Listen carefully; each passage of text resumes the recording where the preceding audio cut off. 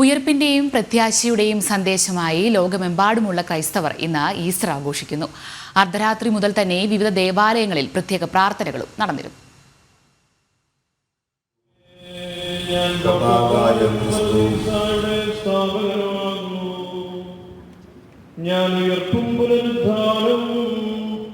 സകല ജീവജാലങ്ങളുടെയും ജീവനുമാകുന്നു.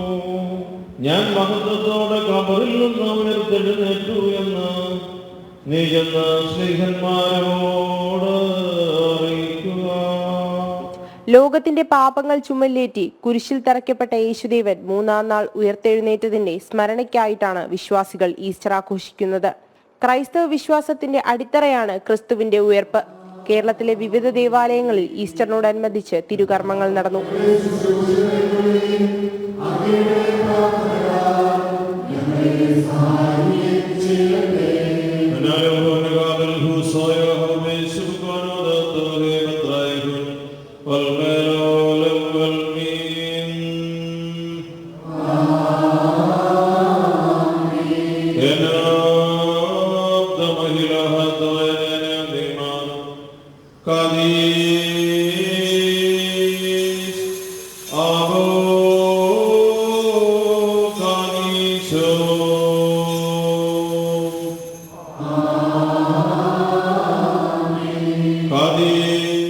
തിരുവനന്തപുരം പട്ടം saint Mary's പള്ളിയിൽ മലങ്കര കത്തോലിക്ക സഭാ അധ്യക്ഷൻ കർദിനാൾ മാർ ബെസോലിയോസ് ക്ലീമിക്സ് കത്തോലിക്ക ബാവയുടെ മുഖ്യ കാർമ്മികത്വത്തിൽ പ്രദക്ഷിണവും പ്രാർത്ഥനാ ഉയർപ്പ് ശുശ്രൂഷയും നടന്നു.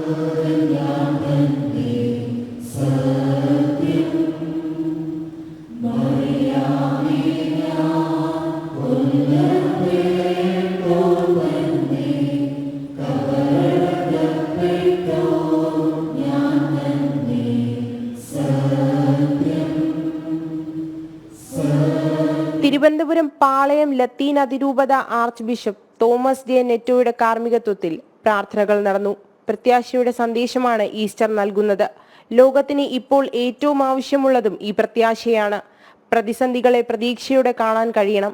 ഉയർത്തെഴുന്നേറ്റ ക്രിസ്തുവാണ് പ്രത്യാശയുടെ അടിസ്ഥാനമെന്ന് ലത്തീൻ അതിരൂപത ആർച്ച് ബിഷപ്പ് തോമസ് ജെ നെറ്റോ പറഞ്ഞു.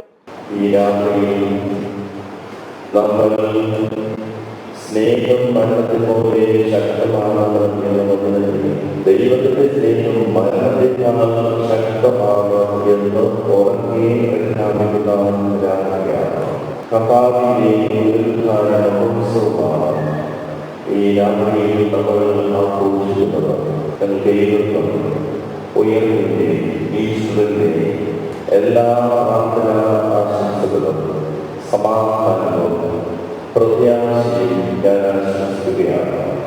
ജനം, തിരുവനന്തപുരം.